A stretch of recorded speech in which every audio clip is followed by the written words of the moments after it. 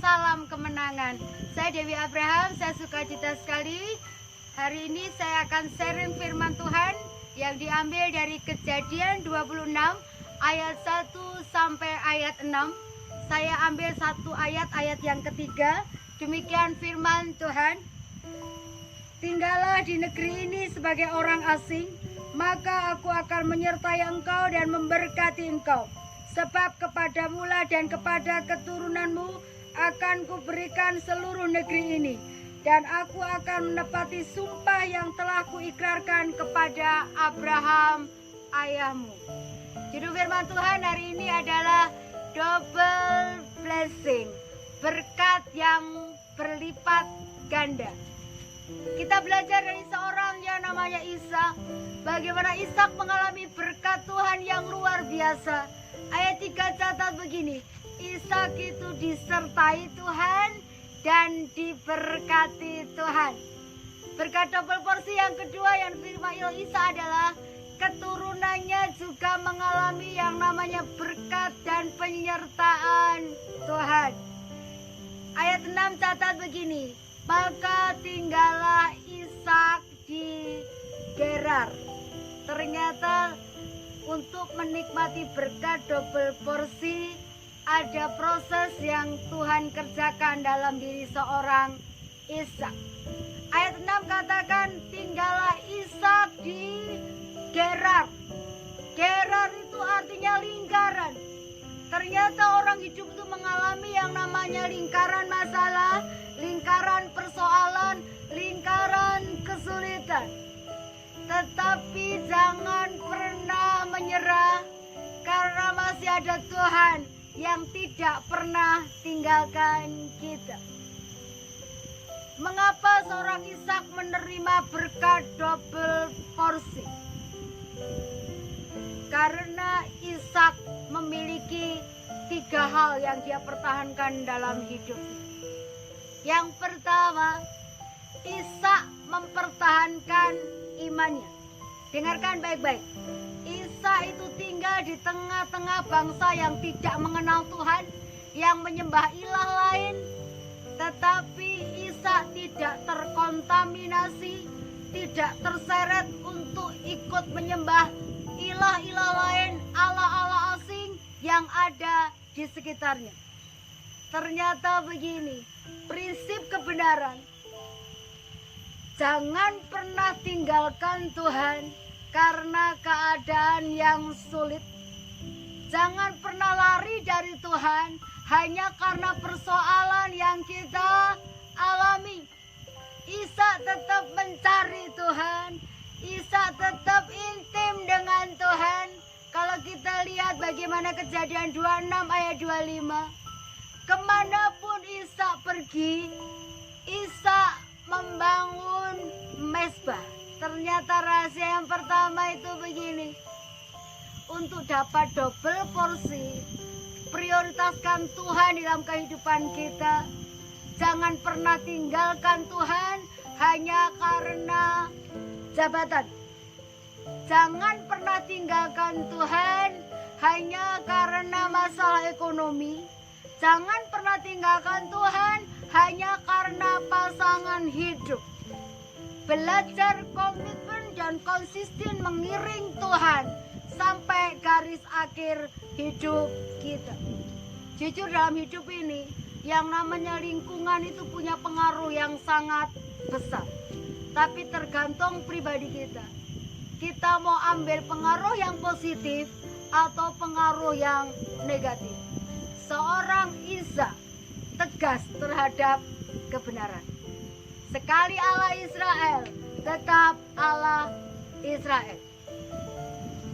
Yang kedua, apa yang dipertahankan oleh seorang Ishak? Ishak mempertahankan keluarganya. Ishak mempertahankan rumah tangganya. Saya kalau khotbah di satu gereja, saya suka gereja ini selalu berdoa begini. Tuhan, Engkau memberkati hidup nikahnya. Engkau memberkati keluarganya. Ternyata yang luar biasa begini. Ishak itu mempertahankan rumah tangganya dengan tetap menjaga bermesraan. Isa itu tetap romantis terhadap istrinya yang namanya Ribka. Ketika Abimelek melihat, kalau bahasa Jawa itu mengintip gitu, dia melihat seorang Ishak masih bermesraan, masih romantis sama yang namanya Ribka. Seringkali saya jumpai begini, ketika orang-orang pernikahannya di atas 20 tahun, di atas 30 tahun, apalagi di atas 50 tahun, kalau diajak gandeng tangan katanya begini, malulah sama cucu katanya begitu. Nggak enak lah, kita sudah tua. Yang lebih gawat bilang begini, Bu Dewi, kalau kita sudah menikah 50 tahun, itu kita sudah seperti saudara. Dengarkan statement saya baik-baik. Ini salah besar. Suami istri itu ada kasih yang namanya kasih eros. Kemesraan tetap harus dijaga. Keromantisan harus tetap dipelihara. Prinsip saya begini. Jatuh cinta, bangun cinta, dan pertahankan cinta. Cinta itu harus dijaga dan dipertahankan. Jangan pernah punya alasan begini, malu Bu Dewi sudah ada cucu, masa kita masih pelukan. Satu saat saya pelayanan ke Manado, kami naik kapal. Ketika ada di kapal, ada 2 kapal waktu itu, kapal yang saya mau tumpangi dan 1 kapal di sebelah saya. Tiba-tiba teman saya bilang begini, Dev, itu ada pasangan calon suami istri, coba kamu wawancara sana. Saya penasaran, saya pergi ke tempat itu. Saya mengucapkan selamat sore. Saya bilang salam gitu. Opa itu jawab, iya salam. Ternyata mereka sudah bocorin kalau mereka adalah calon pasangan suami istri. Saya tanya begini, Opa namanya siapa? Dia bilang, nama saya Opa Fran. Terus saya tanya, Opa mau kemana? Dia bilang, saya mau pergi, orang mau pergi katanya. Pergi kemana? Pulang ke kampungnya yang namanya Talaut. Terus dia bilang begini, ini calon istri saya. Dia panggil namanya Oma Senik. Ketika istrinya panggil, calon istrinya maksudnya, dia kenalkan, iya saya Oma Senik. Terus saya tanya, Opa dari mana? Opa dari catatan sipil. Saya bilang begini, oh urus pernikahan cucu Opa. Terus Opa Fran bilang begini, nyanda? Hah? Opa urus pernikahan siapa? Torang. Maksudnya yang mau menikah Opa. Saya masih terbingung-bingung. Kenapa? Umurnya hampir 90 tahun. Terus saya tanya, calonnya yang mana? Dia peluk tuh yang namanya Oma Senit. Saya tanya gini, Oma umurnya berapa noh? Katanya 68. Opanya hampir 90, omanya umur 68. Saya kaget, saya bilang gini, Opa seusia begini masih mau menikah lagi noh? Saya bilang. Tapi jawabannya membuat saya itu kaget dan saya tidak pernah lupa.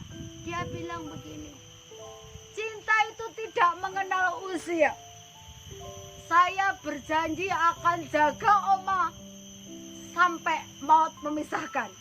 Teman saya gembala sidang yang ada di belakang saya sambil bercanda dia bilang begini, aduh umur sudah segini masih bicara tentang cinta. Tapi dengarkan baik-baik saudara, saya salut dengan Opa Fran. Ternyata Opa Fran ada pribadi yang menghargai bahwa cinta itu harus dipelihara, cinta itu harus dijaga, tidak peduli usia kita berapa. Tahun ini saya memasuki usia pernikahan saya yang ke-31. Saya mengucap syukur. Saya punya suami yang baik, yang luar biasa menopang saya dan anak-anak mendukung pelayanan saya. Tahun kemarin, 15 Desember kami merayakan ulang tahun pernikahan kami, kecil-kecil saja. Saya didaulat nyanyi sama teman-teman saya. Ayo nyanyi, ayo nyanyi. Saya cuma nyanyikan satu lagu, cuma refnya aja. Saya nyanyikan lagu ini untuk suami saya. Makin aku sikapmu yang mampu merubah rasa keangkuhanku, mengerti, memahami cinta. Kalau bukan Pak Abraham yang menjadi suami saya, istrinya ini penginjil loh. Harus pergi pulang, nanti suami saya atur lagi, saya pergi pulang. Percaya begini, kami bukan pasangan yang sempurna, tapi kami saling mengisi, saling memperlengkapi. Saya ada kekurangan, suami saya ada kekurangan, tapi prinsip saya begini, kelebihan suami saya melengkapi kekurangan saya, dan kelebihan saya memperlengkapi kekurangan suami saya. Sampai hari ini saya mengasihi dia walaupun usia pernikahan kami tidak muda lagi. Dan saya selalu berdoa begini, Tuhan, satukan kami dengan cinta yang abadi supaya kami tetap saling mengasihi. Yang ketiga, apa yang dipertahankan oleh Ishak? Ishak memiliki karakter yang baik, karakter yang terpuji.